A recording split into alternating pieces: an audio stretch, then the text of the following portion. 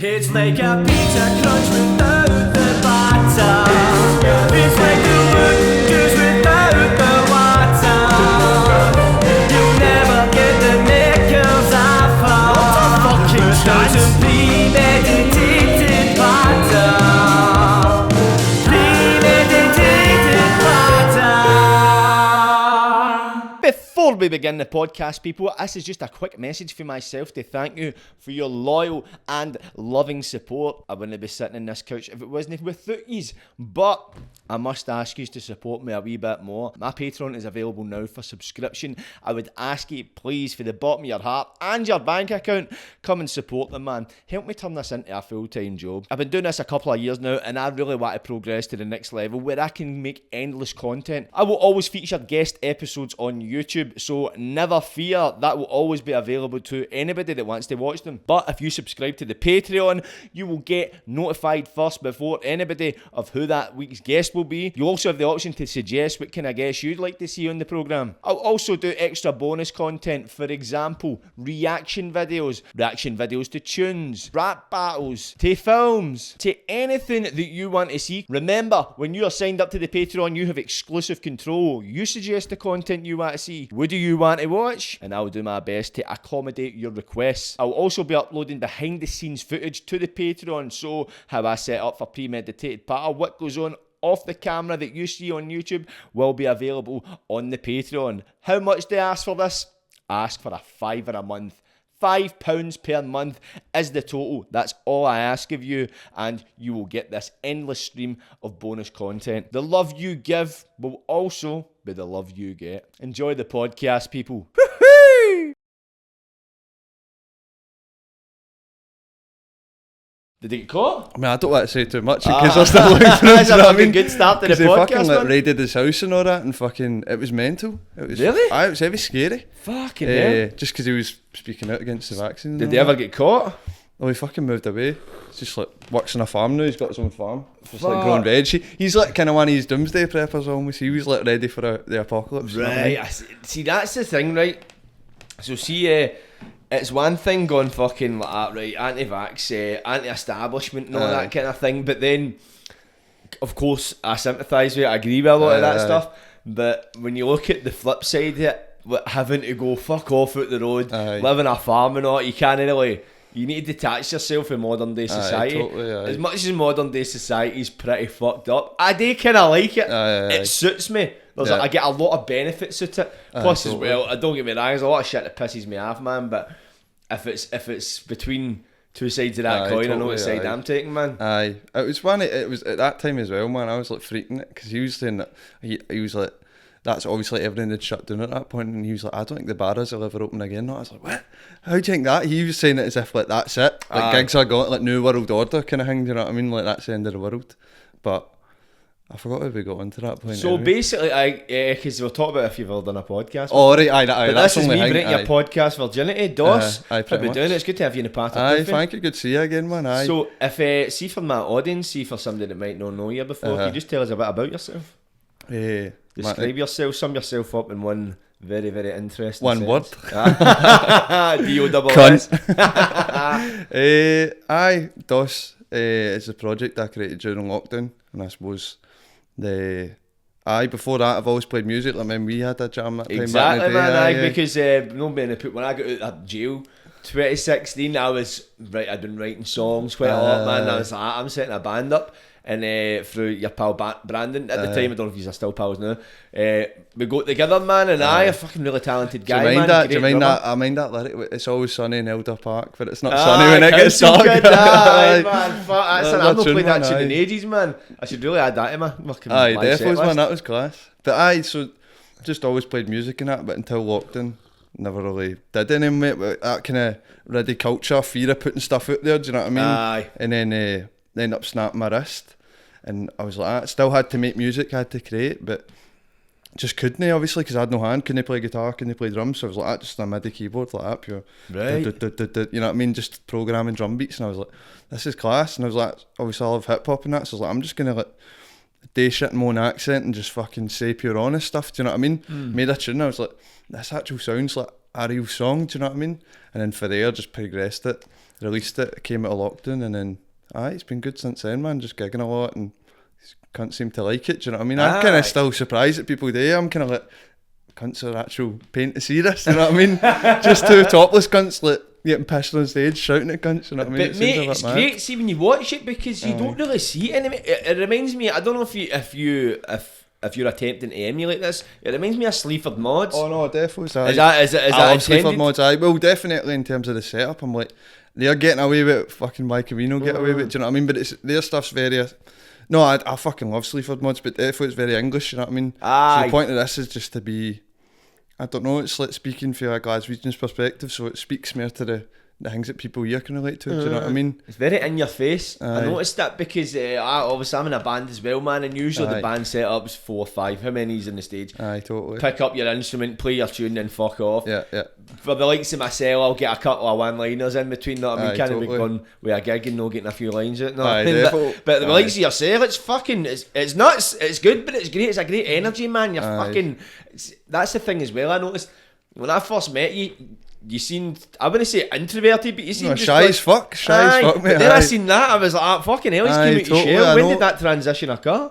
I don't know. Well, it just happened over time as I got older anyway, do you know what I mean? Right. That was just like when I was like 18 or something. But see, going on stage, I feel like I'm like myself. I'm like that. I'm fucking here, do you know what I mean? Because I notice that I watch bands and then in between songs, like, thanks for coming to see us, guys. You know what I mean? Whereas I'm like, what's fucking happening? I'll get to stay to this guy. You know what I mean? Like, just feel like I can totally just communicate with cunts on, like, when I don't know, I'm like, they're there to see you. You feel like a bit of a god or something. Not to sound like egotistical, but you're like, you can own it. Do you know what I mean? So I feel it's given me a lot of confidence just being able to, like, fucking just jump about in front of cunts, you know what I mean? Definitely, because you've totally came into your own, mate, man, and you're smashing it. Every fucking gig I see, you're playing it.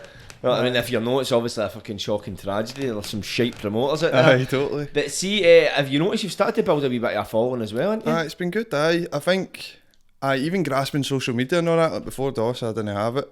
Obviously, I had it when I was a wee guy, like Facebook and that, but when it started, I was like, fuck, I need to use Instagram and all this, but just been winging it since the start, and then just slowly developing it, and you're like, right, you learn wee things and all that, cunts are more reactive to that kind of thing, do you know what I mean? It's working your audience in it, because you'll find different audiences will react to different things, and a lot of people don't do it. See, like, you've got more old school kind of, I don't do fucking social media, man. You need to fucking do social media. Exactly. It's a tool. You're fucking you're shooting yourself in the foot if you don't use it. Totally. My problem is then I just can't fucking get up my phone, because I even noticed today I'm like, it's like fucking. It's like I go into like message a cunt and I'm like just on reels. I'm like, what the fuck am I doing? I come to, do you know what I mean? You tell yourself because you get your screen time like, because I need my phone for work, and you're like, mate, I'm sitting fucking TikTok scrolling looking at birds' tits, man. Totally. I've not fucking done one bit of promo yet. It's yet. heavy turning into Pornhub as well. Every second video is just like some fucking bird's tits. You're like, fuck's sake. OnlyFans, you know I mean? That is everywhere, because I go into TikTok and because when I first went into TikTok, I just used to slaughter cunts, and a lot of people go, this is a children's app. No fucking anywhere, it's not. You cannot say this is a children's app. All I see is arse and tits everywhere. That's my algorithm, I accept that, but it's still there. Totally. So where did the name DOSS come from? I had like all different kind of names to pick for. I was like, at the start I was going to call it Broken Fingers. I don't know why, I just saw it like sprayed somewhere, like some kind of did a bit of graph. I was like, that sounds quite cool, Broken Fingers. But there's about 12 bands called that. So I was just like looking up names that I was thinking, look up on Spotify, and it's like, oh no, there's 10 bands called that. Do you know what I mean? I was like, fuck. And I was sitting with my pal Jai, we're just cycling, he was like, what about fucking, I was like, Dr. DOSS or something like that. He's like, DOSS. And I was like, aye, because my dad used to always say that. He's like, fuck, what are you doing? You're fucking DOSS. It's a fucking DOSS house and all that. Do you know what I mean? It's like, that works because it's like Scottish. Well, it's more like fucking Edinburgh, innit? But it's like, yeah, fucking DOSS cunt. I was like, that just pure works. Like, because I was going to call it Sorley.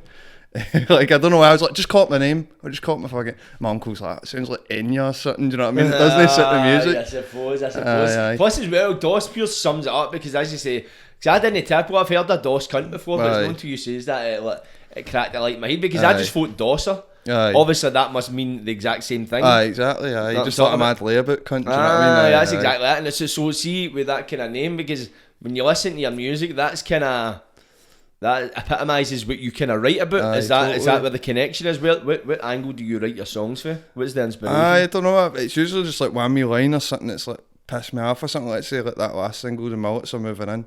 I was just like that, just like working in a trendy bar, just noticing all these cunts mullets coming in, you know, like, hi, yeah, all these cool kids and all that. And I was like, I think I said to my bud, I was like, fucking the mullets are moving in, as a joke. And I was like, the mullets are moving in. I was like, that's class. I'm just going to try write a tune around that, do you know what I mean? And then I'll just make the beat and then just try freestyle over it, do you know what I mean? Same with that Poser song, like, I was just for walking up Buchanan Street and I was like, so this mad wee guy pure busking, and not fair fucks to the cunt, but it's just like, it's a bit shite, and I was like, fucking buskers, man. It's just like, and then just for there, just for a wee idea, like planting that seed, it just like blossoms into a song, do you know so what I mean? it's almost, not to put too fine a point on it, it's kind of like a judgment as such, you're like, but it's come from a place of frustration, innit? Aye, totally, I suppose it is like I'm a fucking, I don't want to make it sound like too negative, but it's just like, I think there's a lot of stuff to sing about with that kind of stuff, do you know what I mean? It's like, I sing about the things that feel authentic to me, do you know what I mean? I'm not like faking it, I'm like, that actually pisses me off. Let's see what's happening to Glasgow, getting gentrified and that. I'm like,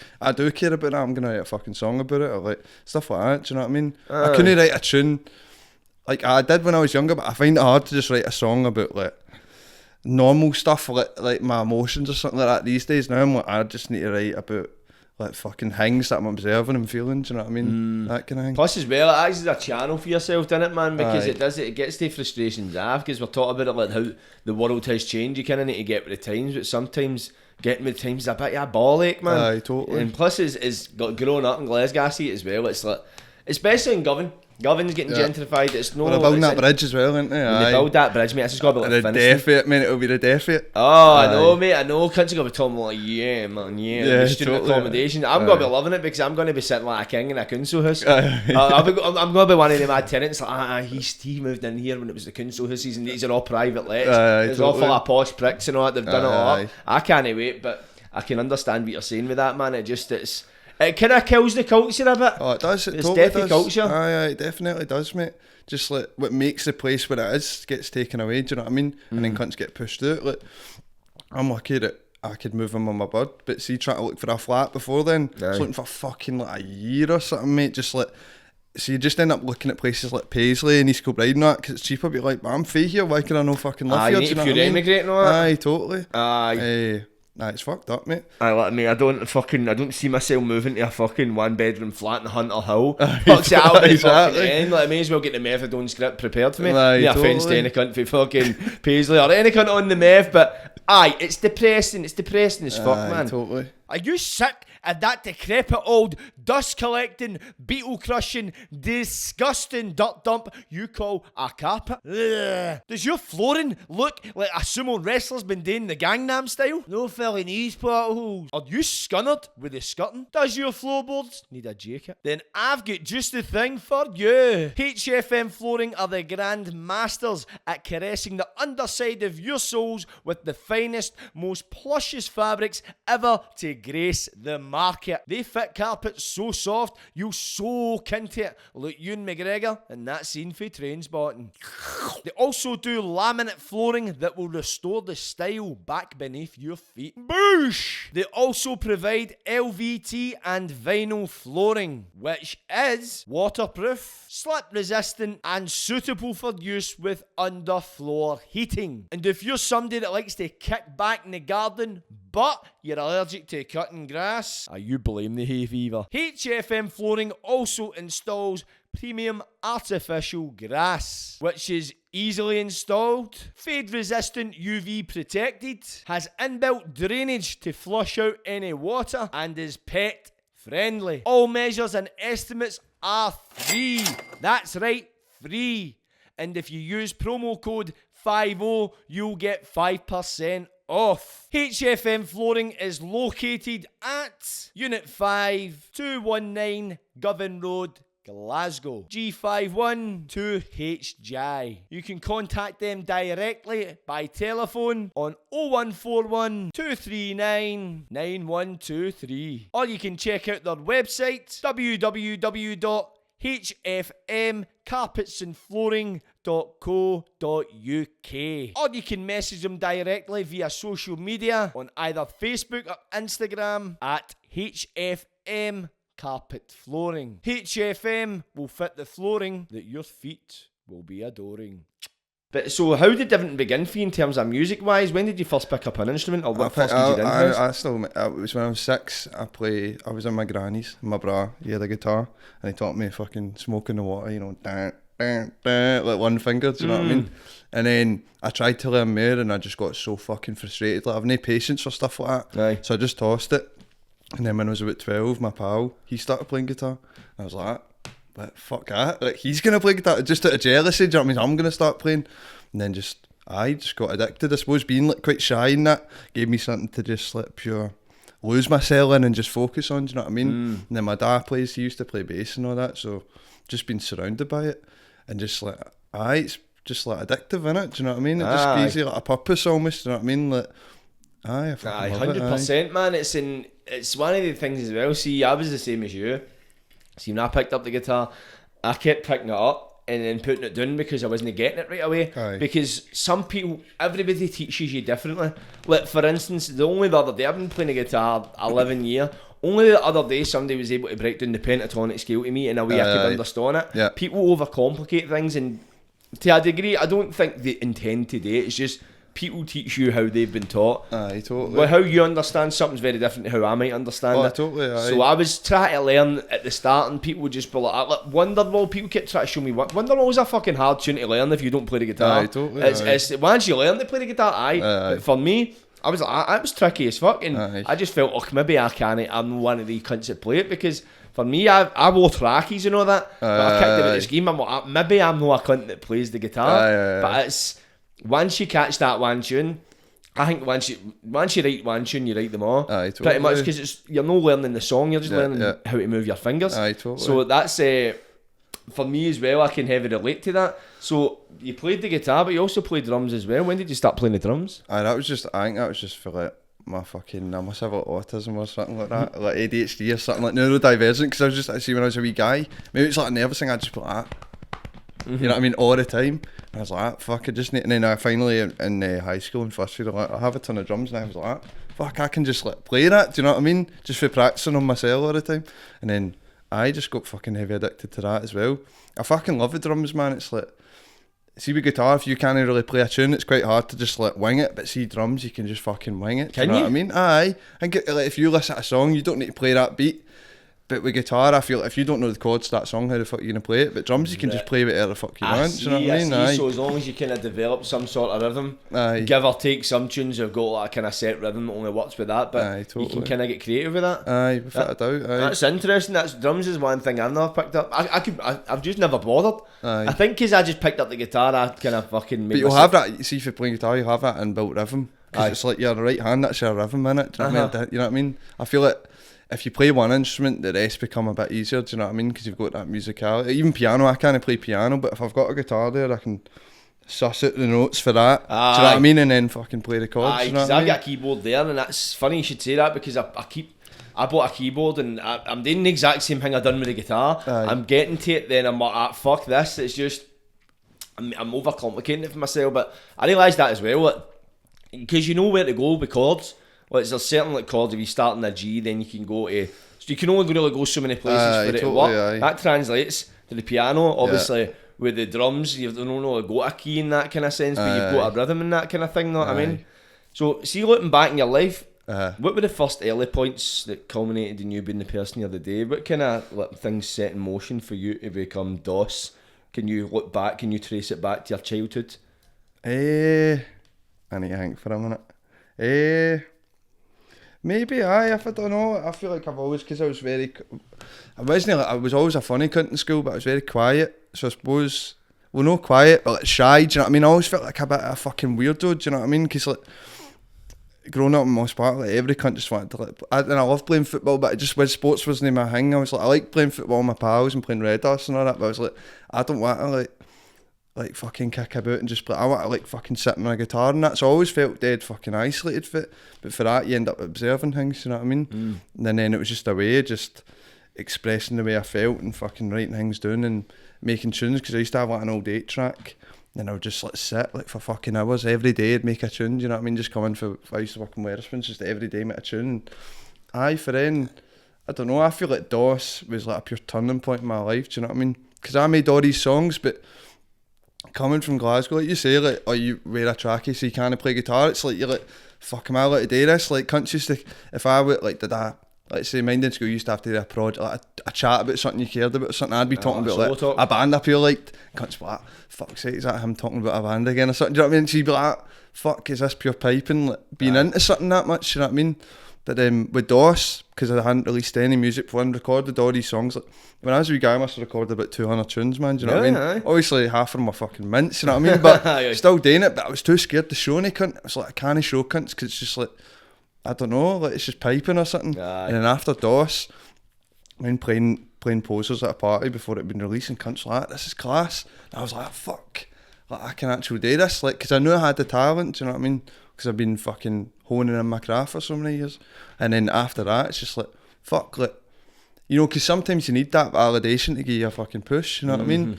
And now I just feel like comfortable doing what I'm doing. I'm like fucking coasting, do you know what I mean? It feels good, like, to fucking have got over that barrier of, like, fucking fear of failure, whatever it is, you know what I mean? Defos. That's it, because see, as much as we say don't care what people think, and you don't allow the thought of what others think affect the creative process, because it does affect it detrimentally. You want people to share in your music. You want people to be like, I like this. Yeah. Do you like it? Or we both like it. Yeah, it's like that defos, connection. That's like music's the great connector. Aye. So it's a very tricky spot, because at the same time it's putting yourself out there, and no many people can do that, because it's your emotions. It's a strange thing. It's like when you could really care about something and you've put a lot of work into it, you're like, I know what this is worth, and you know yourself, so when you made something and it's good, you're like, I know that's fucking good, I know that's class, but you're shitting yourself because you're like, well, what, if cunts don't like it, does that mean it's no good or something, do you know what I mean? Aye, and it fills you with that self-doubt, and it kind of, it makes you, it questions your own self-esteem, because if people don't accept it, it's not because it's bad, but you think, am I not good? You begin to question your own creativity, or like your own character and your own resolve. Totally. See, you said you recorded so many like a cut of tunes, but then when the DOSS stuff came about, what was it that forced that transition for you to allow people to listen to your music?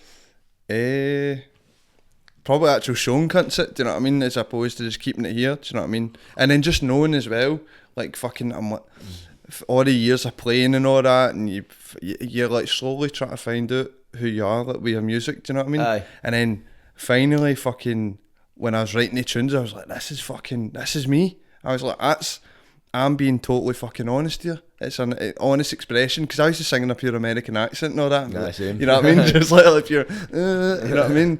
And I was like, what the fuck? That's not who I am. Do you know what I mean? And it's piping that so many cunts do that still. Do you know what I mean?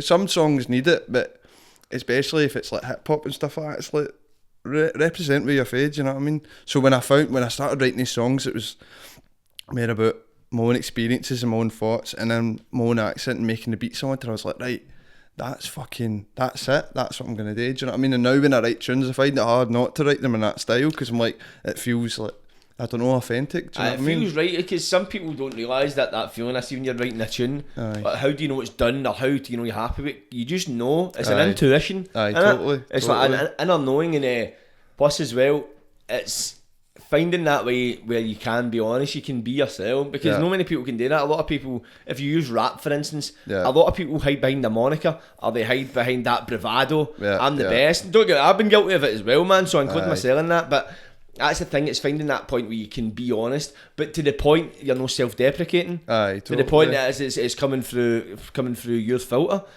So see, was it at that point you say, like, when you realised you were being yourself in your music, that was when it gave you confidence to let people hear it? Totally. After that I was like, well, I know this is fucking good, do you know what I mean? So I'm just gonna do it. And then since then it's just been like, I'm slowly getting to a point, because you see all these, I used to be fucking so bitter, mate, like, because I'd still be making all my tunes now, and I'd see cunts and I'd be like, how the fuck are they doing it and I'm no, do you know what I mean? And you're like, that's fucking shit, like, just like pure jealous and feel bit, and then you end up pure resentful. You're like, fucking arseholes, man, do you know what I mean? And then you meet them in real life and they're fucking so sound, do you know what I mean? But you feel like a pure dick. Totally, but from the outside in, you're like, why? Because you know you're just as good or whatever, do you know what I mean? But the only difference is they're doing it. I know that sounds a bit like simple, but I don't think it's as simple as that. It's like, you can't look at our cunts be jet. It's like they're doing it, and see if you just do something's going to happen. Do you know what I mean? It's like cause and effect. Do you know That's what I mean? exactly it. And plus the jealousy is, when you look at it, it's deep rooted. Why are you jealous? You're jealous not because they're doing it, because you're not doing it. They've got the confidence to do it, and that's the thing as well. It's once you identify that, because it's easy, and I've fucking been a very jealous person in my past. I still are jealous these days, but totally. see, when you can recognise, like, why am I feeling like that? Then Totally. you can go, oh, wait a minute, this is projection. This is making me feel always insecure. projection, mate. Definitely. It always is, but once you realise, because if you don't hide behind, oh, I fucking hate them because they're shite, let's stay to them and all that. No, it's because you hate them because they've got balls to do it. And that's it. And it's finding that within yourself, because you get a lot of people to this day, they'll record music but they'll not perform, which is a mad thing, because you get that instant validation, because we're all wanting validation for music, as much as if people slate your song, you don't let it seep into you. Well, most people don't. That's what you try and not do. You try and not let it affect you. But you do want, when people say, when you make a tune, and a lot of people, oh, that's dynamite, man. You get a good buzz. You can't beat it. Can't beat it. So, see, you getting that instant validation, you're only going to get that right away for a gig, and it's always going to be for people that are forced to hear you. It's like if you go at, what, I go and listen to my new tune on social media, more than likely somebody might go at, like, your pals, or go, I'll go and listen to it, or someday I'll go and see how this sounds. But if somebody's at a gig, they're there to hear your music, they're there to hear the full set, and that's usually how you win your fans. Let me stop you right there, pal. Hate to interrupt, but you need to shut your mouth right now and let the big man get yapping. This is a short message for your sponsors, Ross Harper Solicitors. Are you needing criminal representation in court? Do you feel that you and your lawyer don't have the relationship that you think you need for him or her to do the job that they need to get you off? I've got just the man for you. Nigel Scullion at Ross Harper Solicitors is a true embodiment of what it means to be a good lawyer. And I'm not just talking about in the courtroom. Nigel seeks to develop a personal relationship with his clients. He wants to keep you at the courtroom. He's not just wanting to fill his pockets. He wants to get you in, get you out, and set you on a path of freedom. Nigel has got his clientele at his heart. But don't get me wrong, in the courtroom, he is a stallion. He will fight tooth and nail to keep you from going up to the big boy house, or the big girl house, or the big them house. I've known Nigel a couple of months and I've developed a personal relationship with him. He's very relatable. I've met a good few lawyers in my time. Nigel's young and he's feisty and he's ferocious, but he's a friendly guy. Any support you need outside the courtroom, he will provide it for you. And Nigel's the kind of guy that will offer you the kind of support that doesn't need a legal aid certificate signed after it. He's a great guy and an even better lawyer. He comes from a long line of good lawyers. This man has got criminal defence in his genes. Just think about it. Do you want to go to jail, or do you want to go home? And if you've not got a home, Nigel's the kind of man that will help you find the correct support services you need, because his work goes far beyond the realms of inside the courtroom. This is a guy that cares about his clients, and he sees them as more than clients. He sees them as people. He sees people that have, for whatever reason, they've ended up in maybe a wee dark point in their life. He seeks to get them out it and keep them out it. So look no further than Nigel Scullion at Ross Harper Solicitors to support you and your needs in staying out the jail. 0800 11 12 13 is the contact number.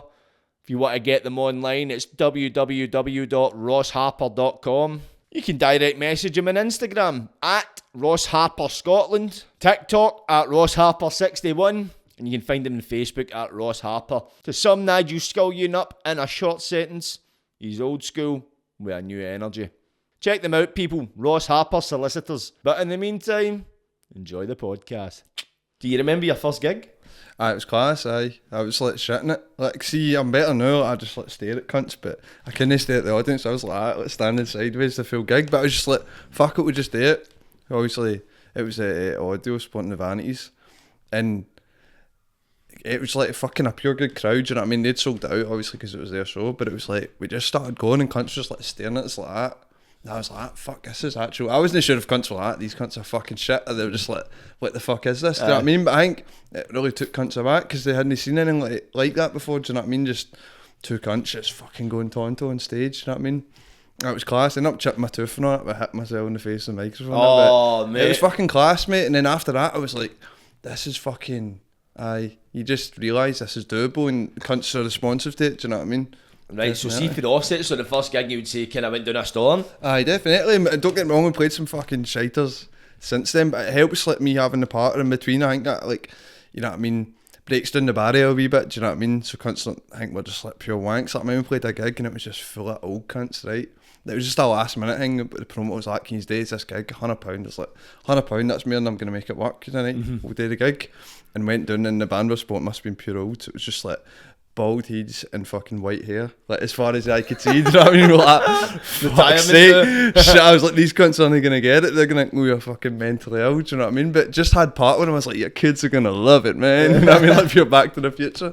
But stuff like that. But you just live and you learn, and then I've had some fucking awful gigs. Most of the bad gigs came from being too fucked, you know what I mean? Really? What was your worst gig? Whoa. What was your worst gig? What was one that stands out? Well, see, mind I met you at Doon. Aye. But that was a class gig, but it was also just like fucking heavy chaotic. Like, we were meant to go on at 9 o'clock. Like, you know how fucked up Doon was? Like, mind you were met that sound guy and all that. Aye, mate. It was a fucking disaster, obviously. Rest in peace, man. That's it gone now. But did you get paid? Well, so Mark that kind of got me on, I done that gig, then I done like another gig. Aye. So he kind of, I think he just sorted me out. Aye, he sorted I done, me out as well, I done his birthday party, so Aye. he sent me something, but I don't think it came for Doon. Did you? It says, no, he sorted me out as well. Aye, so which is kind of bullshit. I'm like, that's a shame, but fair fuck. I hope he didn't. I hope he got it back somehow. I hope he aye. didn't fucking have to fork out his own pocket. But we were meant to be, obviously, because Doom was such a... I had a fucking class time, but it was such a fucking shit show. So like, we were meant to be on at 9, but I wanted to see Sleaford Mods. They were on at like fucking 10, so we went up to the stage at 9 and like that. I know he's like, it's still running, like we're running way behind time. Everyone's fucked up. This is fucked up. He's like, you need to come back in a few hours. So we were like, well, I go see Sleaford Mods, obviously. So me and my brother and all our pals and that, I was like, so we went to the stage and then they couldn't know where Sleaford Mods were playing, so we were like running about. Like, where the fuck are Sleaford Mods? And then they're on this stage that they couldn't know they were playing. It was like a different stage, so there was only 10 people in the crowd or something, but obviously like a pure big band. I was like, fuck it, man, I'm going to take a pill. So I took an egg, right? You know, I was like, it'll be fine. By the time this is over and that, we'll get back to the stage and play the show. And then after Sleaford Mods play, just sitting on the grass like that, pure fucked, like, oh my god, pure gouched. My pal had some speed, so like, right, we'll gain some speed just to get ourselves back up, you know what I mean? Just like gaining fucking speed, right? We go back to the thing and they're still no ready for us, right? So we're just sitting beside it, ready to play, just like fucking fried, man, like fucking flying, do you know what I mean? Sitting at the back of the stage waiting for like a fucking an hour and a half or something. I'm just getting heavy hype, man, because we're so fucking pinging. And then there's like a big white van parked behind the stage.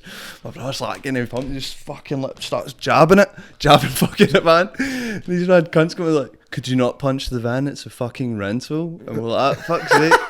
And then we finally get on stage, we're like, fucking heavy pump, man, ready to go, jaws swinging, man, we're ready. And then like the sound guy's like, he didn't know how to work anything. He was like fucking off his nut. There was one monitor and we were like, what are you doing? So it's like there was a good crowd there, but it was fucking taking ages. So we were like fucked trying to like set up the stage. Cunts are starting to walk out and all that. Mark's like up, you're screaming at this cunt like, fucking sort it out. Finally got the tunes on, but that was like the worst. It was a class gig because I felt like a pure king because I was so fucked, man, just full of dopamine. But at the same time, like, I was just like, it was just chaotic as fuck, and I was being a bit of a fucking rude cunt. Like, this guy was doing mad, like, fucking Mongolian throat singing between songs. I was like, oh, shut the fuck up, you fucking cunt, just giving him dogs abuse. And we just kept playing and playing. It was like, right, let's play that tune again, just like fucking taking the cunt out of it. So it was class, but it was also just like stupid, do you know what I mean? Show, Aye, totally.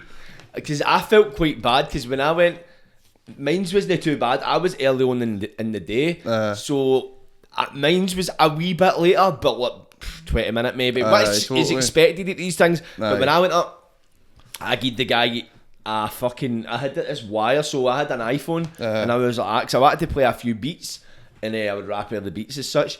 And the plan was, see, when you've not got an aux input port in the fucking iPhone, so you need to get the wee adapter. So you remember Doc? Fucking my pal Doc. Aye, obviously, aye. So he found an adapter in a studio and gave me it. So it wasn't even bought, it was found. So I had this adapter. It worked, but I used it in Carrollton rehearsing every time. I was using it like that week. And I went up and I was like, right, here's the tunes there, just showed them what tunes and that, man. So I went up on the stage, so the plan was to do 6 songs, 3 guitar, 3 beats. Yeah. And I played the guitar one. I was like, right, because I'd psyched myself up for the beat, man, because I was like, it's different. Yeah. I bumped into people that day, and like, come and see me. We came and saw you, man, I remember meeting you after, man, and then fucking I was up there, then I'm like, right, getting ready, because the ones I did on beat, like a fucking long full, so I'm getting myself hyped up, like yourself, totally, what you were saying.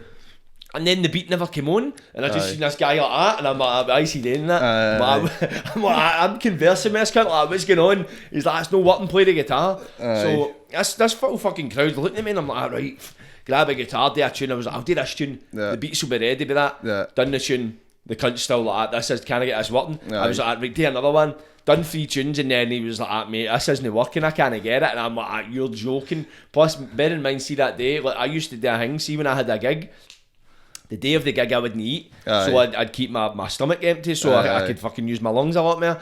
So I hadn't ate, so I was fucking pissed off. Totally, and I was like, right, and I had a pure brain fart, and I was on the stage, and I had these people looking at me, and I was like, fuck, I managed to do another tune, but I was meant to do like 6 songs, I think I ended up doing like 4, but I was like, fuck this, I'm off. And I was pure pissed. I went away, man. I went and sat in the tent, because I was off the booze and all. I wasn't drinking, I wasn't taking drugs, so I had to go and deal with it, man. I went away, and I had this baguette some cunt had given me. I ate this baguette, and I went and get like a burger because I was pure starving, and I kind of chilled out a bit. And I went back, and I was like, listen, sorry about that, man. And I kind of, don't get me wrong, it's a bit of a fucking joke though, do you know what I mean? It's like, because I felt like that sound engineer, he eventually, they got a new cunt in, do you know what I mean? Because I think he hit a badging or something, man, like that. It was just like, it was just fucking chaotic, you know what I mean? It's a bit annoying. Like, I was meant to play drums on that festival as well, but they couldn't even find my drum kit. Like, I remember you saying that. They gave me like instead of a drum seat, it was like a full bench, like mine school benches used to get in primary. It was like one of them. I'm sitting on this long bench, the floor toms up here, the snares down here. I'm like, this isn't fucking doable. What are these cunts at? Who are you playing drums for? Or meant to be playing drums for? My bud, she does like guitar stuff. Oh, does she? Like, so what ended up happening? Did she not get it? She just did it herself, but obviously we've been pure building ourselves up to play this gig. So after it, she was a wee bit shaking. Do you know what I mean? Like, kind of, because it sounded heavy. Good, we'd practice for fucking like a few months getting it to sounding fucking tight, and then no drums. It just was a bit fucking shit. Aye, man. Because see, I think, because I remember I kept coming to the tent because I knew you were on. I was coming to see you, and I kept turning up. I was like, who are these cunts?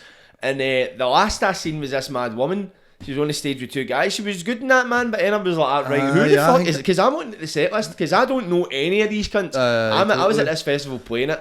My pal, he kind of convinced me to stay because he was into all that, because it was all that like drum and bass fucking music. He loved all of that, and don't get me wrong, there's some good acts. I knew none of them, so I was like, right, you need to show me a bit. So I knew you were playing. I was like, I'll go and see him. I know him. And then every time I went back to the tent, it was even at a point my pal was like, right, I don't think he's playing. And I was like, I think I'm right, man. I know, it's annoying. I think it done this at that day a wee bit, because it was a good crowd, but I think it would have been fucking packed to it if we'd fucking been on at the right time. Do you know what I mean? But it's funny, they paid us. It was meant to play it this year as well, and they paid every cunt up front, so it was quite good because I got fucking paid up front, kind of like, you know what I mean, payback for the last time they didn't pay us. But then now it's just gone, and I'm like, how the fuck did they pay every cunt up front if they had no money and it's done now? Do you know what I mean? I think it was sketchy, wasn't it? I think it was operating as a Ponzi scheme. Which it was always going to crumble, because that was the first year. Is that the first year you went? That was the first year That's the first I've heard it. Somebody just, I remember it was Mark that was always talking about it down the rabbit hole, and then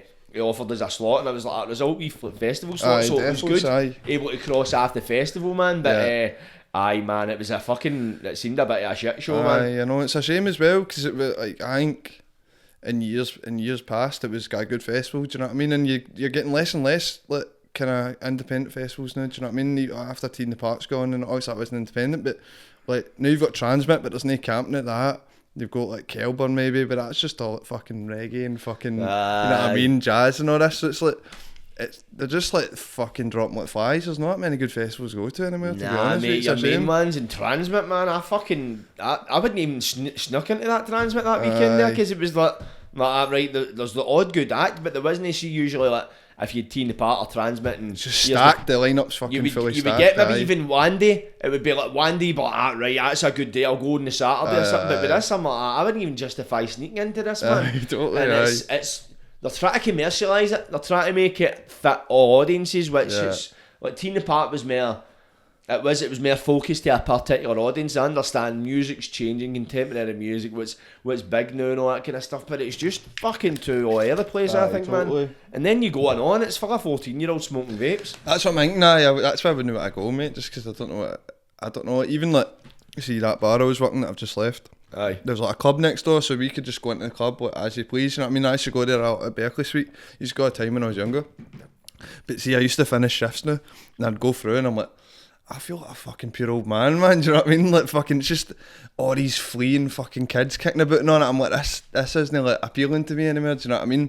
So I would feel like maybe the same at Transmit, man. Pure kicking about and mad 18-year-olds like that, pure fucked. Mate, you know it's what not I mean? even Like, 18, it's like 14, Is man. that actual Wayne's? Children, man. Some of them, I'm like, what the fuck, man? I'm like, how did you get to the house without your mother? Aye, It's totally. weird. And then they're all, mate, I'm no kidding on, they're all smoking vapes. Aye. Mate, you're walking in Transmit, mate, and you're literally just, it's like you're not walking in grass, you're walking in vapes. Aye. I'm no kidding on, it's That's mental. fried, aye. It's crazy, man. We must interrupt this podcast for a breaking announcement. There has been numerous reports in the area of a beauty bomb ready to glow up. And it's going to blow away you beauty therapists one appointment at a time. Why? Do you conduct business correspondence with clients via DMs? Are you sick of late cancellations costing you money? Do you just wish you could provide your service without worrying if the client has the cash at hand? Oh, I need to go to the bank. Well, I have a solution to your confusion. Glow Out is a service that aims to alleviate the stress involved between a client and the technician booking their appointments. Glow Out makes it easy for clients to see appointments, to book them and to pay. It takes deposits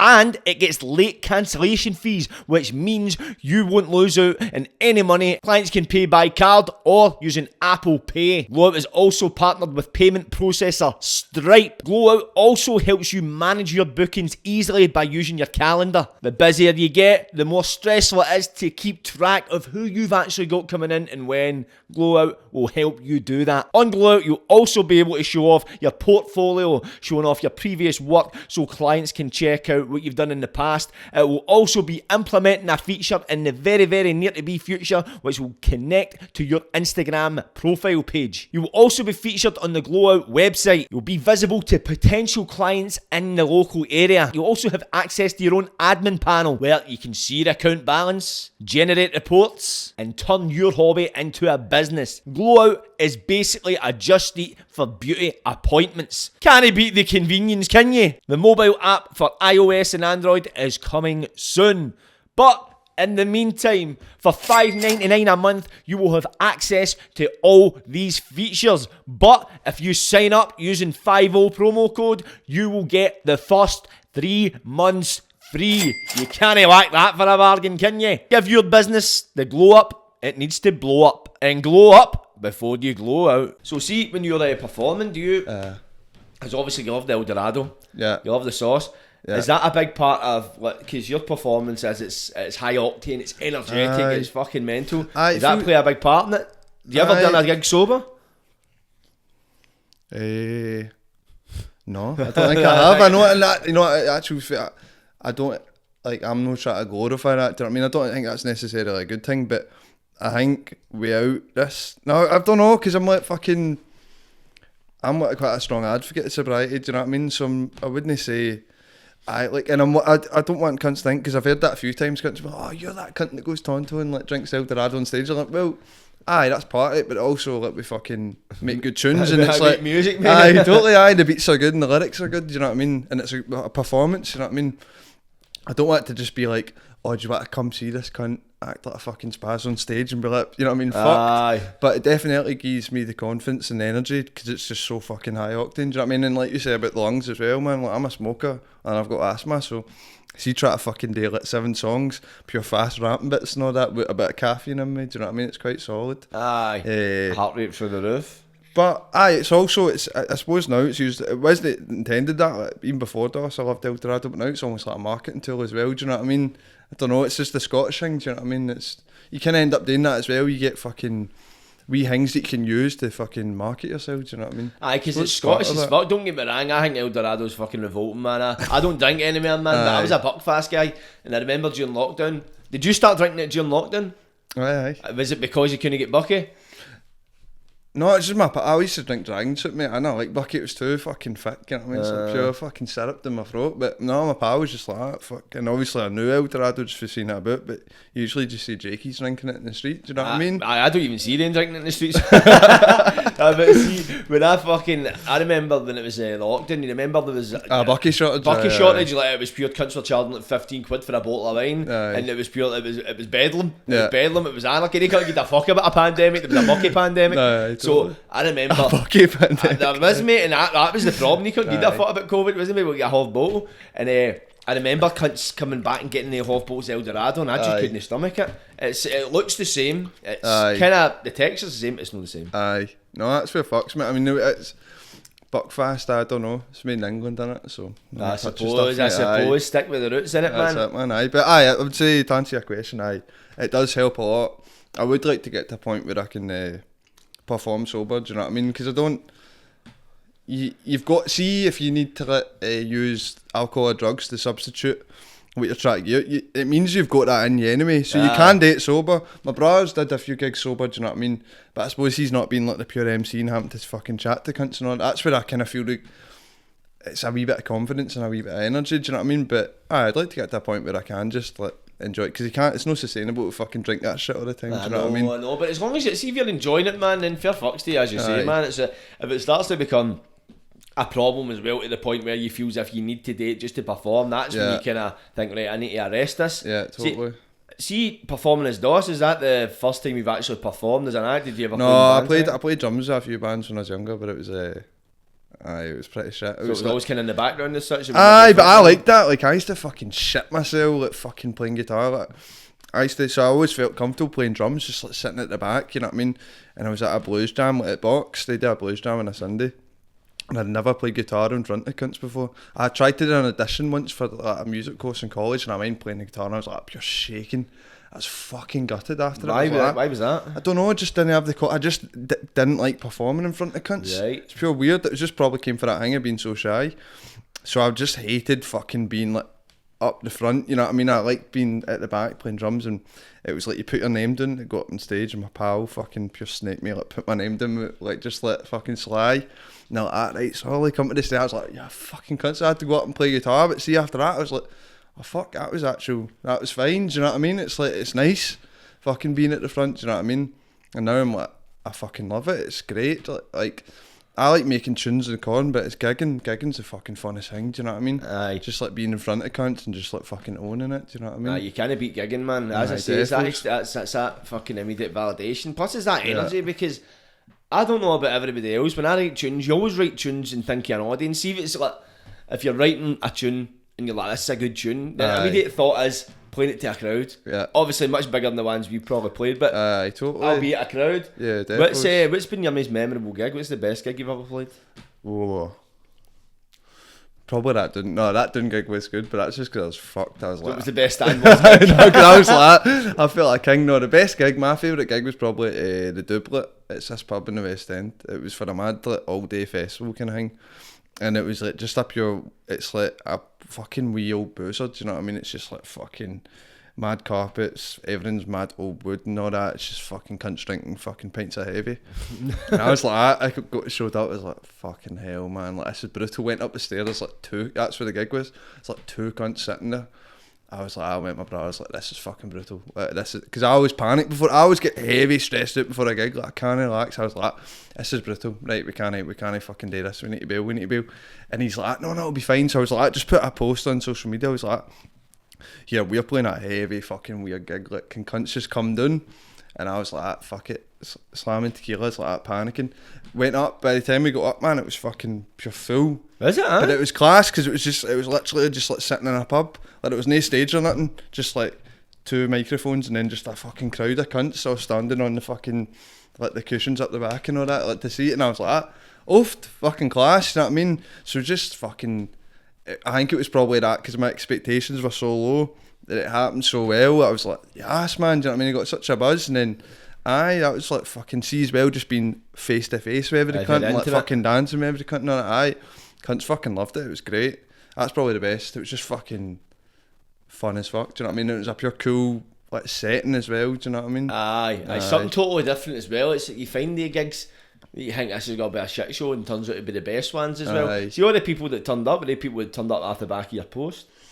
I don't know. No, I think it was just because I think at that time, like, see when we first started, I think the name was probably flying about. Like, I feel like I could probably do better with like pushing it than now, but you know what it's like, try to fucking push yourself all the time, it gets pure tiring. But at that time, I feel like cunts were kind of like, oh, who is this cunt? Do you know what I mean? So I think there was a bit of curiosity. So we were on this, like I say, it's this all-day festival at all these different venues, and we were playing it. So I think cunts just came to fucking see us. Do you know what I mean? Because they probably heard about us. Do you know what I mean? Because when I released Posers, I think I did quite well just on its own back. Like, I didn't have any back, and I didn't know what I was doing. Do you know what I mean? But people just seemed to resonate with it. Do you know what I mean? It's something about it, man, as well. Because when you're writing kind of stuff like that, it's as you say, it's for a place. It's an observational frustration, which is everybody gets annoyed when they see shit, especially like people of like the same age, because they're seeing the world changing. No, everybody likes change in that kind of way, unless it's a positive change. But when you're walking about and you get mad West End wankers fucking you're like, fuck off, mate. I don't want to listen to you, stop talking. But see, what message you try to send to the listener with your music? I thought maybe just to I don't know if I'm particularly trying to send a message as much as expressing my own opinions on things. You know what I mean? Like, cunts don't need to necessarily like think the same as me, but I think it's like the stuff I'm talking about is important. Do you know what I mean?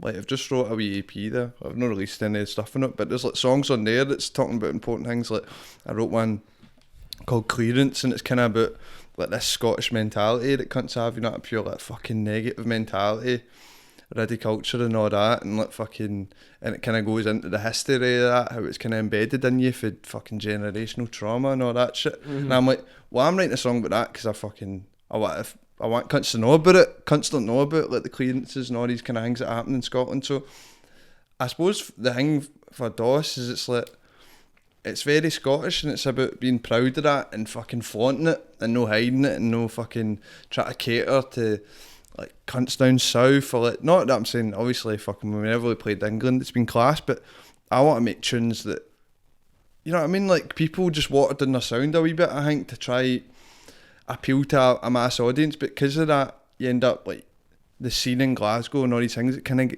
becomes small. Do you know what I mean? People kind of like put restrictions on what they think they're capable of. Do you know what I mean? So I want it to just be a voice for cunts for Glasgow, that they can just fucking make tunes that speaks to their experience of life. Do you know what I mean? So you don't think of like, your first initial thought when you're writing stuff isn't mainstream acceptance? No, definitely it's just no. You just write, this is like, how I don't get me wrong, because I listen to some mad shit like when I'm listening to tunes. What kind of stuff do you listen to? All sorts, man. Like, but when I think about mad shit, I'm thinking of like maybe like pure crusty punk or something that's just recorded on like a fucking potato or something that just sounds horrible. And I'm like, well, compared to that, DOSS is actually quite palatable. Like, it's quite aggressive and in your face. I think it's got pop elements. You know what I mean? It's like verse, chorus, verse kind of. Do you know what I mean? So I still want it to be like digestible to the average listener, but also it's just fucking, I'm writing the tunes that I want to hear. Do you know what I mean? It's like, I don't expect too much of it. Do you know what I mean? I'm like, because like I say, I was writing all these tunes before that I never showed any cunt, but I liked them. So it's the same thing. Like, I'm still just sitting in my room writing these tunes, but I'm like, I like this tune, I'll put it out there. Do you know what I mean? It's kind of on a limb a wee bit. That's kind of the key to it. I find it's I did the exact same thing as well. Let's see the tunes I write, but it's the tunes I would like listening to. And I think it's being your own number one fan, because I've done that shit before. I think everybody that writes songs has done it. You go through that period.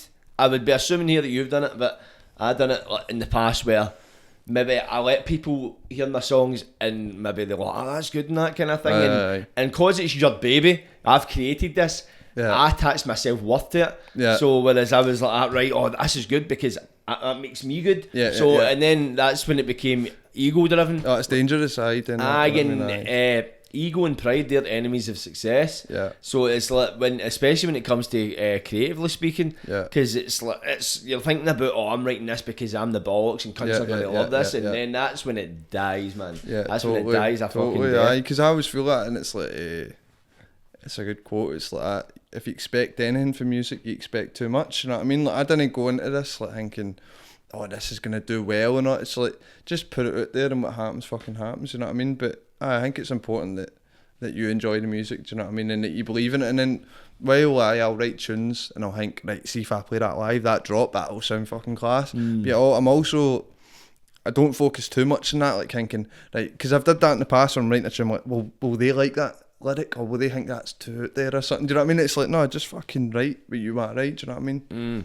Aye. So do you catch yourself at times? Do you find yourself, because right now you're gaining a wee bit of an underground following.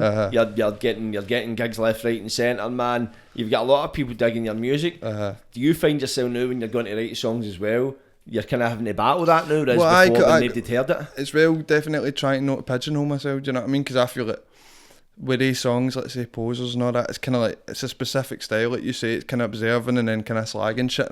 And I'm like, but that's not like the full breadth for what the kind of music I want to write. Do you know what I mean? Like I say, this new EP, it kind of draws on other things. Do you know what I mean? More like personal stuff, like addiction and stuff like that.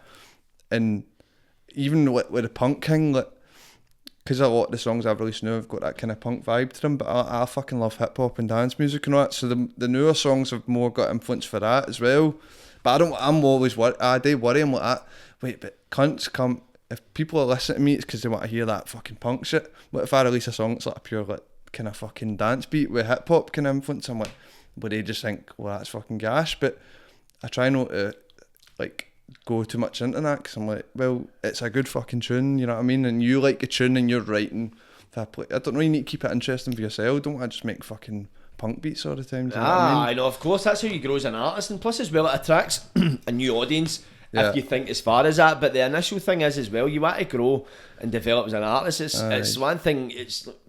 I'm kind of like that as well, and I think that's maybe the tism, the neurodivergence. Got a brush for that tism, aye, mate, because it's like fucking you get sick of writing the same shit. I'm like that because I'm on the guitar. I'm getting to a point, I'm picking up and writing something, I'm like, that sounds like it sounds the same every time, and I'm like, I just want to do it to myself, because you need to keep it interesting. You need to keep, totally, like say us, you played guitar a lot longer than me, probably wrote tunes a lot longer than me. You can, if you're just constantly refreshing the same thing, it ceases to become refreshing. It becomes contrived, doesn't it? Do you know what I mean? It doesn't, like, you need to keep it fucking interesting. It's just about having fun as well. Do you know what I mean? Like, I always feel that it's like, especially when I'm on stage, like my favourite bits today on stage are like the pure rapping bits. You know what I mean? But I don't exactly want to become a pure hip hop artist, because I'm no. Do you know what I mean? But you need to keep it interesting for yourself. Do you know what I feel if you've got versatility, you need to showcase that. Totally. But it's like, if you're not gonna if you're a drummer, but you're a multi-instrumentalist, you're not gonna sit and play drums for the rest of your life. You're gonna play everything. You're gonna may as well show what you've got. Because, and then it's the way you evolve as well. Like, even when I listen to old tunes now, I'm kind of like, that sounds like a younger cunt. You know what I mean? Like, you slowly evolve, and your writing process evolves as well. 100%, man. So tell me about this EP then. What's the theme behind it? Is there any kind of theme? I think there is a theme. Has it got a name?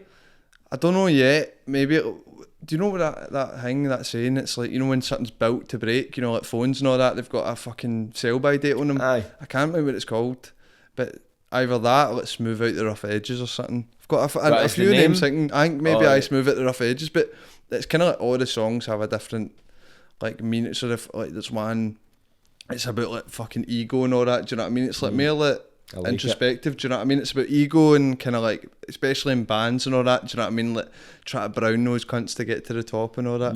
There's another song that's about addiction, because I was reading like Gabor Mate and that. I was reading it and I was like, fucking, my god, changed my fucking life. Totally. So I wrote a song about that. I wanted to write a song about that anyway. Do you know what I mean? So it's been more like fucking therapeutic in that sense, like writing stuff that isn't just like observing something. It's like, oh no, it's actually coming from inside. Oh right, so is the kind of, is the shift, the perspective shift changed to look at yourself? Is this like the full EPs like this? Kinda, no. It's got like, it's not like heavy serious. Do you know what I mean? I'm like it's still satirical, but like in parts. But I think it was important just to write about what I was thinking about at that time. Do you know what I mean? It's very much like when it was written, that's what was going on. Do you know what I mean? So and there's one about ego, one about addiction, and then I wrote one. I just wanted to write a pure story. Do you know what I mean? So one of the tunes is just about this guy that goes out on a night out and all this, and it's kind of about mental health and all that as well, I suppose. You know what I mean? He's got all these fucking problems and all that, and he's like fucking caning the ching and all that, and ends up like fucking stabbing a cunt and all this. But it's like this pure story. Do you know what I mean? I just always wanted to do that, pure Bob Dylan. And then the last song, Clearance, what I spoke about, it's about that kind of Scottish mentality. So while they're not like connected, like on a like just looking at them, do you know what I mean? Like inherently they are all connected, do you know what I mean? They all like connect like mental health and the ego and all this kind of stuff, do you know what I mean? Trauma and all this stuff. So it's fucking, it's been good writing it, but trying to fucking like finalise it's been fucking solid, do you know what I mean? I find like I procrastinate a lot and I find it really hard, especially you might feel the same yourself. See when you're doing everything yourself, it's really hard to fucking motivate yourself, do you know what I mean? Aye, because you're not getting anybody pushing you, especially when it's all you're self-managing, you're self-promoting, you're fucking writing if you're making it's exhausting, mate, it's fucking exhausting, man. 100%, man, it is. And plus as well, alongside that, you need to work, you fucking need to fucking feed yourself. Exactly, that's what I know. I suppose that's kind of something I'm focusing on as well, is trying to get some money behind it, do you know what I mean? Because it's pure solid to do these things properly without funding, do you know what I mean? Like fucking when you're working all the time and all that, Aye, no, so it's I hard went off going. on a wee tangent there, but it's No, of course, man, because I feel you, and I'm sure a lot of artists in a similar position feel it. Everybody does, see, unless if you're independent, you feel the fucking constraints of being independent means you're self-funded, and you don't get label backing or even just your own finances to keep you afloat, do you know what I mean? A lot of cunts have a lot of time to do all these things and fucking this, that and the next thing, but if you don't come for money, man, it's fucking solid, do you know what I mean? Very hard. And that's why I feel like, we were talking earlier about like people not paying you well for gigs. It's like, that's why I think that's important, because it's like you're like, if cunts can barely afford to do it anyway when they're putting in their own money and you're not paying them well, how do they fucking make a career out of it, or like fucking take it seriously, do you know what I mean? Exactly, man. It's a fucking joke. Too many sharks. So what has your experience been of like getting paid for gigs? You feel that's really a big issue being an independent artist trying to make a career? Defos, because like, I play bass in a band called Sweaty Palms, and I had the fucking privilege of going on tour with them. Like they're fairly well established. Like they've been together for like 10 years, and I got to go on tour with them. They did like a tour of France like last year in December. Really? And see the way you get treated there, it's like fucking next level. We're getting €300 a show, getting put up every night, and getting scran and free drink every night. Really? Aye. It was mental. It was like fucking hell. You just notice the difference straight away. I've played gigs where you've showed up and then you just get treated like fucking dirt, and you're like, just because you like, it's kind of like hang like, oh no, we're giving you the privilege to play with it this show. And it's like, no, it doesn't really work like that. Like, I'm fucking put a lot of time into this. You should value the art that I'm creating, do you know what I mean? But I think it's a problem in this country. Cunts don't value any of that stuff, do you know what I mean? It's just like, it's a wee thing that you do on the side. It's like, but that's how cunts aren't able to make it a career, do you know what I mean? Because no one values it. There's no money in it, do you know what I mean? 100%. And plus as well, a lot of people try and beat you with that stick, like exposure. Like, but you're making fucking money off the back of it. Aye, totally. You know what I mean? If you're not paying us, people are still coming to see us. They're staying, they're still watching us act. They're spending money in your bar and your establishment. Totally. Aye. It's people just, they get too fucking precious about it, and it's that pretentiousness, man. Because I feel like you almost feel fucking guilty. Yeah. Sometimes asking for money and you're like, right, I'm fucking getting into it. So, on any other occasion, if I was getting into clean a bar, if I was getting into serve drinks, if I was providing any other service in there, I'd get paid for it. But because it's a creative service, that's a grey area. Totally. It seems. People don't value it. Aye, it's right. Because but I don't know what else you can do. But maybe it's that hanging no feeling guilty, or no feeling like a Jake or something. If you want to negotiate my money, like if you know what something's worth, then you should be allowed to ask for what it is. That's it. Plus, as well, I think for me, sometimes I feel it's a difficult conversation because you're like, right, but if I want money, I'll not be able to do this gig, you know what? Because I think they hold you to ransom over that. Like, as I say, if you're a cleaner, bartender, bouncer, whatever, you're only doing that to get paid, whereas we're performing because we love performing. So it's that. Well, that's how the model works, because they know that cunts will do it. Because I mean, I'd pay to do this. You know what I mean? I fucking love performing. It's like I need to do it. Do you know what I mean? It's like part of who I am. But that's how they get away with it, because they know that cunts will do it. Do you know what I mean? They know that people will want to play shows, especially younger bands and all that, bands starting out. They know that they can get away with it, but it's not right. You should be paying people fairly. Do you know what I mean? I know. It helps everyone. Do you know what I mean? And then see that stuff as well, what promoters do, where it's like you can't play a show 3 weeks either side it. And again, it's like you want to take it. For me, like now I'm getting to a point where I want to try to take this more seriously. Do you know what I mean? It's really hard to make a living out of music, but you can definitely make it more professional. But see if cunts aren't paying you well, do you know what I mean? It's like, it's a two-way street, isn't it, man? Aye, totally. So if you dealt with promoters that says but you can't perform 3 weeks either side, aye, totally, aye. And why is that? It's because they want you to just promote that one show. Like if you're playing a show a couple of weeks later, they might not come see you. But it's like, it's none of your fucking business. You know what I mean? I've known a few bands that have like changed their name and all that so they can play a show. Really? Aye. So they're playing that show with that name, and then like, they're playing a show next week, but they're called something else. You know what I mean? I would just be like, well, mate, if you want me to do that, you need to pay me for 3 shows then. Aye, exactly. Or 4 shows, know what I mean? Aye, totally. That you would probably get told to fucking jump. That would probably seem ridiculous, know what I mean? Totally. It's fucking funny how the shoes and the fit, it totally changes. Always, mate. So see when you said you broke your wrist, that's what kind of that inspired you to start kind of having to adapt and start making beats on the MIDI keyboard and that kind of thing. Aye. How has your songwriting process evolved since then? Or has it evolved? Is it still the same? Just stick to the basics? I think at this point with the kind of see what I've been doing recently actually, because I don't know, like you were saying about like chords and that, like, you know, sometimes like you get stuck in a rut where you're like, that sounds like the same as the last tune. Aye. So what I've been doing is like, see all the tunes I wrote before, like all the fucking tunes when I was like a wee guy, I still know how to play some of them. So if I'm stuck for an idea, I'll go, what was the chords I did for that? And I'll go, fuck, I'll just make a bass line out of that. I've actually been taking a lot for the stuff I used to write and then just reworking it into something new, do you know what I mean? Aye. Because I feel like, as a player, you have your own style and your own ways of playing things. You end up, when you're writing tunes, you do end up writing the same stuff sometimes, you know what I mean? So it's like, you may as well just go back and fucking revisit stuff, do you know what I mean? Aye. So my process at the moment is usually just, I have an idea, like, I want to make a tune like that. I'll usually be listening to a tune and I'm like, I want to rip that off. You know what I mean? Same, but when I go to do it, it just, as it is, because you're a unique individual, it just comes out in your own style and it sounds nothing like the tune you were trying to rip off in the first place, you know what I mean? So usually I'll just start with a bass line or a drum beat and then just slowly build it and then usually overcomplicate it and sit with it for fucking months, you know what I mean? Just like, but it's good, it's a good process. I feel like I get really creative when I'm mixing and stuff like that, do you know what I mean? Like just trying, like, I just use Logic, you know what I mean? But just trying me effects and all that and all that kind of stuff. And see, to be honest, it's quite a fun one as well, because when we play these shows, I'm like, cunts are enjoying these tunes and I'm like, I fucking wrote that in my room, like my fucking montage, you know what I mean? Just like fucking pure stone probably, you know what I mean? Just like fucking, it's like, to me that was just like a silly wee beat, but then cunts are like singing the lyrics back to you and you're like, oh, well, there you fucking go, do you know what I mean?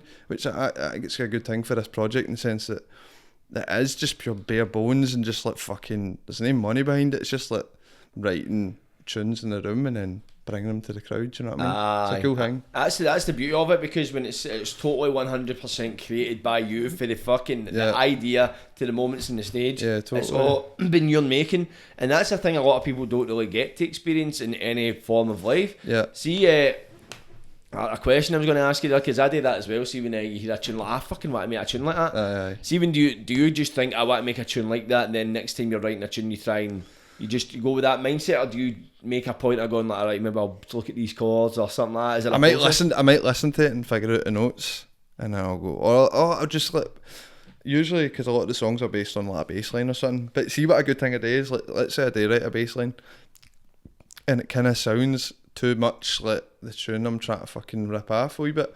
What I'll do is just play it on the keyboard, to like program it with a synth. Aye. You know what I mean? And it ends up just being like something totally different. You're like, well, fuck, I can just build a tuner in there. There you go, then just build it in that. Like every tune I've written, I can probably fucking name all the tunes that it's been. I'm like, aye, that kind of got that for that lyrics and all that. But aye, that's what you do, man. Do you know what I mean? You remix stuff. Aye, it is. You realise that everyone's just stealing from each other. Do you know what I mean? That's and it. Fucking remixing ideas and all that. Aye, it's almost near impossible to write a 100% original tune. Oh, totally. It can't be done, because look how long music's been about for. You could trace a song back, and in the last 100 years you could probably trace every fucking song back. It's totally incestuous as fuck. Songwriting, man, it's very incestuous. But as well as seeing you say, you take a lot of your old stuff and you kind of rework that, or you basically borrow off yourself. That's the thing as well that a lot of people do, man, and it's a great thing, because you've got this wealth of experience that you've gained since you wrote that. Yeah. And plus, when you get back to something that you've written, you get back to it with a fresh set of eyes, a fresh set of ears, and you hear things you wouldn't have heard before, and you go, well, maybe that wasn't great, but I can make it into this. Totally, and then you realise that it was great in a sense, it just needed worked, you know what I mean, and fucking cared for and that, definitely. Like a lot of tunes I've written and I'm like, I'll listen back to them, like, that's quite cringy, man, or something like the lyrics are heavy pipe, but that fucking guitar riff there, that's class, I'll take that, do you know what I mean? Three bits and bobs. That's it, man, because it doesn't need to be the full, it can just be the bones of this tune, you know what I mean? It can be certain things you can take away from it. Yeah. So see, when you're writing lyrics, do you do any kind of special exercises to help you write, or do you just write what's in the mind? No, lyrics is my fucking downfall, to be honest. Is it? Aye, like music, I can write tunes all day, like if you like write a tune that sounds like that, then I can just sit myself and do it. But lyrics, it's like I need to pure sit with them for fucking ages, do you know what I mean? So the best thing for me to do is just freestyle. If I've got an idea, and then an idea. Fucking, you're getting gentrified during this conversation, I know, man. an idea. When I've got an idea, you end up writing a tune about yourself when you leave here. I know, fuck's it. But no, when I get an idea, I'll just kind of like sit and freestyle over it, do you know what I mean? And then just slowly build it. But I really struggle with lyrics, you know what I mean? Especially when I'm trying to write about something meaningful, do you know what I mean? It's kind of, but try to make it funny, but no, I don't know, you kind of... You just struggle to kind of articulate your feelings? feelings? Yeah, totally, aye, without a doubt. But the more you do it, the better you get it. Because when I was a wee guy, I used to write poetry. Like, I didn't know really on purpose, but when I was in school, we did like a poetry competition. I mind fucking hitting a fucking ready, you know what I mean? Because I won this poetry competition. And obviously in school, man, you can't do shit like that, especially in second year. It's like that. Maybe in primary, but if it's secondary, it's game over. Mate, and it's a shame. It's like, that's like a good thing, do you know what I mean? But for some reason, like the culture here, it's like you can't do anything like that, man. Nah, you know, you can't express yourself, man. Oh no, you can't express yourself, mate. Expressing yourself is a question of your sexuality. Yeah, totally. It's a weird fucking thing, but it just seems to be the case. Aye, totally. I wouldn't have said it like that, but I think I might need to edit that out. Thank fuck I edit this, man. I know, but I mind winning it, and then it's like, and I didn't even care about the thing, I just wrote down fucking stupid lines, but then it was like, oh, that's like fucking shite to do that, like to write poetry, that's heavy fucking, you know what I mean? Gimpy, do you know what I mean? Aye. People aren't encouraged to believe in themselves, and I don't know if that's an internal thing with being Scottish, or is it because we're the pure arsewipe of the world, quote unquote. I'll have been Scottish, you know what I mean? But that's the kind of the shared viewpoint. Very self-deprecating, do you know what I mean? It's kind of like, I don't know what we are fucking, because we are quite self-deprecating. We are. It's we're natural wit. We always rip the piss at each other. Like when you're hanging about, as you get to a certain age, once you hit puberty, or even before that, you just rip the fucking piss at each other. I don't know. I'm not fluent in many of the world's cultures, but I'm pretty confident. A lot of them rip the absolute cunt at each other. Totally. I think it's like a fucking, especially being Scottish, it's just the norm, which is great. But it's good when you're having a laugh, but when that translates into when you're trying to actually pursue something you're passionate about, you're constantly competing, and you're competing with your fellow people. Competing against yourself, you know what I mean? That's exactly it, man. But once you kind of need to defeat yourself, you kind of need to just get over yourself, because I believe it's like everybody can be telling you you're shite, but if you believe in yourself, it doesn't matter. Aye, that totally. Same thing as well, if everybody tells you you're great and you don't believe in yourself, it's not going to work, is it? Aye, totally. But it's like, so I even like I say, like that experience of like winning a mad competition, but then being fucking, it's a pure ready to have won that, do you know what I mean? And then, but then later on, just like realising, oh, this is good to write stuff, do you know what I mean? And write lyrics and write poetry and all that, do you know what I mean? And it's like, it's actually like a class thing, do you know what I mean?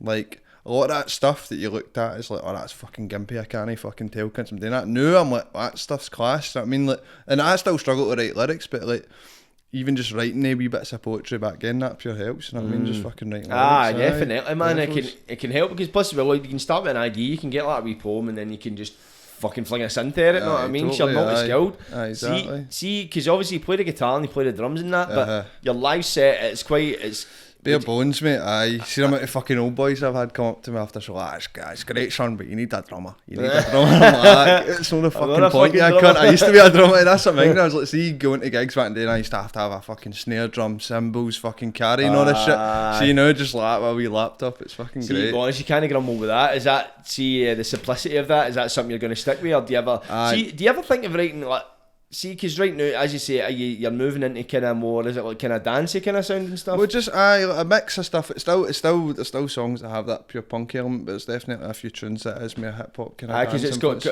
bit of a vibe to it. It's got like a kind of energy to it. Is there ever like a prospect of you ever bringing your like acoustic guitars back into kind of like music? I'd love to. I'd fucking love, because as well, I never say it on stage because I'm like, it doesn't fucking matter, but I feel like sometimes, and it could just be me projecting, that people underestimate like what's went into the songs a wee bit. They're probably just thinking like, that's just I can't press and play and then fucking like going for it, and I'm like, well no, a lot of work's went into that, do you know what I mean? But I feel like because you don't have an instrument in front of you, you can't show cunts that you can actually play. So you know, I've definitely like considered like bringing it into a live setup. The only thing that I'd be worried about is one, like cunts need paid, and then egos and that, and logistics, because if it was the songs that are already like quite, you know, well established, it'd be like, well, you need to play it that way, do you know what I mean? That's only that worries me about it, but I am happy with the setup and I feel like it's a good niche. But you know, you're playing on a lineup with bands, right?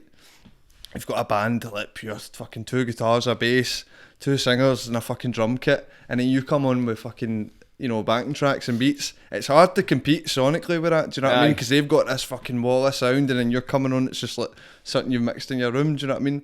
But I think that's probably why we go so fucking mental on stage, because it's like, you need to give people something to fucking look at, do you know what I mean? Aye. See, it's plus as well, you always take your tat off. Aye, was that always the thing, or did one day you just take the tat off? How did that come about? You've got to give the people what they want, do you know what I mean? And you get the nips it. Aye, that's it, man, aye. No, it's just, I don't know, again, that's probably part of just the, I mean, at the end of the day, I suppose, in a basic level, you're like entertaining people, aren't you, do you know what I mean? But as well, it's just because you're spending your fucking content, do you know what I mean, jumping about. I suppose you do get quite sweaty. But it just seems like fucking the appropriate thing to do, do you know what I mean? Aye, definitely fits the vibe. It fits the character and it fits the music. Aye. See if you could sum up DOSS in one word or one sentence, what it stands for, what DOSS actually is. Aye. What would you say? Shite. Shite in class. No, it's just a laugh, mate. It's just a laugh, man. We're just having fun with it. It's like nothing was meant to come for us. But I've had a lot of fun experiences, met a lot of good cunts, and I've grown a lot as a person because it, and it's just like out of fucking nothing, do you know what I mean? Like I said, just making tunes in my room. So anything that's happened, I've been grateful for, and it's class. It's like fucking, I don't know, I feel like I fucking like pure like weaseled myself into this music scene. I'm like, that fucking class, like imposter syndrome almost, do you know what I mean? But I'm like, well, the best cunts get that. Aye, totally. But you're like, fuck it, you deserve to be here. So, you've worked for it, know what I mean? So that, aye. It's just fucking a laugh, basically. That's how I'd sum it. That's exactly it. And man, as long as you still you keep that modicum of enjoyment, man, then the fucking world's your oyster, innit? That's the main thing, mate. Definitely, aye. So what have you got coming up? Or gigs? Obviously, have you got an EP? Have you got a release date scheduled? Or is that still kind of hanging in the balance? See, it's one of the ones where I kind of finished it, but then, pardon me, finished it, but then didn't do anything with it. You know what I mean? So it's finished? It's pretty much finished. I kind of want, like I was saying, I kind of want, like you were asking about doing like live stuff. Like I think I want to get a drummer. Right. Aye, definitely. I think just for this stuff, I'm like, some of these songs need like I program all the drums, but I'm like, this needs like a real fucking drummer. Do you know what I mean? Just for the feel of it. Aye. Like with the hip hop beats, stuff like that we do, it's fine using fucking just like actual beats, but some of the songs that sound like a live band, you need like live instruments, you know what I mean, just to get that fucking impact. So would it like, what was the question again, like what's coming up kind of thing? Aye, so the EP's basically nearly finished. Just need to like polish it up, and then I want to just get some money behind it, apply for some funding, and then do it proper, like, because up to this point it's just been like, alright, gig here, gig there, like just winging it kind of thing. But I'm like at the point now where I'm like, well, I believe we've got something, and I think we've like got a good thing in a niche, and we've got like a wee bit of fucking following behind us now, so it's like you need to strike where the iron's hot, do you know what I mean? So man, I'd like to get some funding and just like get one last fucking push, you know what I mean? Well, I've still got the energy for it, do you know what I mean? And the liver for it, you know what I mean? And just, so I'm just going to try get this EP out, promote it to fuck, and then maybe just try get gigs. And because whenever, I feel like a lot of the time, see if people could hear your music, they fucking love it, but see, try to find your audience is fucking solid if you've not got money, do you know what I mean? Like, try to get radio play, and trying to book a tour and get a press release and all this, it's fucking solid if you've not got thousands of pounds behind you. So no, 1,000,000%, mate. next thing to do is try to get some money, and if no, we'll just keep doing what we're doing and fucking, you know, work at it as hard as we can. But aye, that's it. That's it. Just keep renewing that love for it, innit, man? Yeah, totally. So see, if you could offer any pearls of wisdom to somebody, a musician, maybe like a younger solo in that position, maybe picking up a guitar or maybe sitting in their room writing tunes but not having the confidence to put themselves out there, what would you say to them? Oh, I would say, because that's what annoys me. I'm like, fuck, see, I could have been doing this for fucking ages. I'm happy I'm doing it now, do you know what I mean? And the songs would have been different if I was doing them when young, but I was doing this for fucking years, like, you know, honing in my craft and that, and then just like, didn't have it in me to do. I'd be like, just fucking do it, man. You know what I mean? Don't be like bitter about, I can't stay in it, none of that. Just like do it. Something's going to happen. It always does. Like you said, cause and effect. Aye, that's exactly. That's the best, definitely. Cause and effect, because I know, because I was just going to further on your point. Is I believe that as well. I say to myself all the time, I'm doing all right, but if I'd done this 5 years ago, 10 years ago, where'd I be now? Even what you did was kind of like the way you've, and it's almost like, it's funny, like we met when we were younger and then we're having this conversation now, do you know what I mean, like doing our own things, but even like yourself, like just putting out like fucking, you know, making your fucking, like starting off just doing like funny tunes, like remixes of tunes and that, and then it's like turned into this pure thing, do you know what I mean? It's class, but it's because you just did it, you know what I mean? You don't realise your world can totally change after the back of one decision. Now that's after you're one decision away from a completely different life, totally. And especially if that decision is something you're passionate about, you love, man, and it's hard to get over, because see the thing as well, you'd have probably noticed it as well, see that fear of what people think, what he might think, they might think, she might think. See these people you've usually got in your head, they're usually the people that are like fucking brilliant, like the people you think are going to judge you are generally the people that support you. Totally. It's just on the head. It's like, it's a fucking such a mad thing. It's actually, there's ways to try and describe it, but it's very hard to describe what actually goes on there, man. But that's how you need to kind of overcome yourself, and it simplifies the battle. It's simple, because when you're saying, no, I'm competing against him, her, them. You're looking left and right all the time. But when you're actually like, no, I just need to compete against myself. I just need to go over myself. Totally. Simplifies it. Doesn't make it any easier though. But it's just recognising thy enemy. And then you can proceed with the battle. Yeah, without a doubt. Just doing it and just pushing it. And it's basically like, if you feel like it's going that, do you know what I mean? You need, like, it's important that people nurture the scene and all that, do you know what I mean? And fucking, I get it going. And I've got mad respect for somebody like yourself. You're totally what I represent, like Glasgow culture. You're speaking for your own experiences. I try and do the same as well. And it's keeping that Glasgow spirit alive, and it's making people realise you can be Glaswegian, you can be Scottish in your art, and it can still be compelling. It can still be successful as well, do you know what I mean? Because the problem is if everyone dilutes their sound to appeal to like what's popular down south or on BBC Radio 1, do you know what I mean? It's like, no cunt else does it, but if you all like band together and create a fucking, you know, a scene, a strong scene, do you know what I mean, like they have down south, do you know what I mean? It's just good for the culture, do you know what I mean? And encourages people, do you know what I mean? To be proud of where they're from, do you know what I mean? That's exactly, if it's grassroots long enough, eventually trees will start growing. Totally. And it'll happen, man. But is it anything you've got upcoming, like any gigs or that, and then you want to promote as such? I've got a few. I don't know when this will be out, but we've got one this Friday. This about this Sunday. This Sunday, well, enjoy it. Friday one's fucked. Get a time machine for that get a time one. machine, you can go and see him this Friday. And then we've got one on August the 4th at a skate park, which is August cool. the 4th, whereabouts? I'm gigging in August the 4th. Whereabouts? George Square. Oh, class. For what? What's that for? It's like the fucking UCI Cycling Championships. Oh, class. So I'm gigging in George Square. Fuck this cunt, no, I'm getting a gig. No, come to my gig. So we're playing at a skate park. Whereabouts? It's just my pal last with it. It's do you know where the Glue Factory, you know Mary Hill? You know where what's that Muay Thai gym called again? Grip House. Aye. Just like, you know, the kind of industrial area just behind there. There's these cunts built like a DIY skate park here called the Arches. Then it's like an outside gig there. It's just all these bands playing. Is it actually set up for gigs, or they just want? No, they're just putting on a fucking big gig here, man. Really? It's like an all day kind of thing. BYOB, bring your own barbecue. Oh, and all that'll be class, man. Aye. That'll be better than your gig, man. Fuck's sake, on these cycling wankers, man. These guys have got a skate park. But see, to be honest, I hope it just, I'm not even going to say it, I hope it stays dry. I know, I was worried about that. I was like, fuck, man. I hope we get a gazebo. Just got and it's just, I mean, it will probably be one of the ones where it's like, fuck, everyone's going wrong, but maybe no, it might be fucking class. You need shelter, mate. It's like, if you're putting on a gig in Scotland and you've no got shelter, you're asking for trouble. You're asking for God You'd to like a smite gazebo you. or something, man, you know what I mean? Because there'll be a generator as well, so Aye. we'll just see how that is. But that's the only gig that's been announced. I think there's a few more coming up, but I think the main thing is we're trying to do less. We try to do less of that, constantly doing Glasgow shows, do you know what I mean? Because if some cunt seen you last week, they're not exactly going to come see you next week.